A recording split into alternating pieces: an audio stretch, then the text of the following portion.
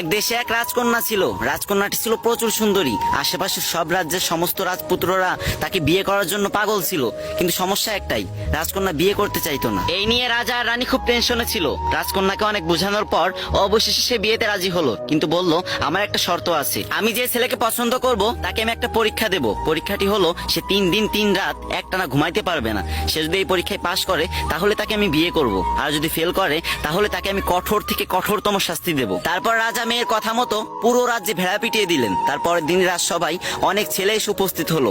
তার ভিতরে রাজকন্যা একটা ছেলেকে পছন্দ করলো। এবার ছেলেটার পরীক্ষা দেওয়ার পালা। রাজকন্যা যে রুমে ঘুমাতেন সেই রুমের দরজার সামনে ছেলেটিকে দাঁড় করিয়ে রাখলেন এবং রাজকন্যার দাসীকে বললেন, তুমি এর দিকে খেয়াল রাখবা, এ যেন সারা রাতে একটুও না ঘুমায়। ছেলেটি প্রথম রাতে একটুও ঘুমায়নি, কিন্তু দ্বিতীয় রাত যখন আসলো তার শরীর এতটাই ক্লান্ত ছিল যে সে দরজার পাশে ঘুমিয়ে পড়তে বাধ্য হলো। তারপর রাজকন্যা ঘুম থেকে উঠে সেই ছেলেকে কঠোর শাস্তি দিল, আর এই খবর পুরো রাজ্যে ছড়িয়ে পড়লো। কিন্তু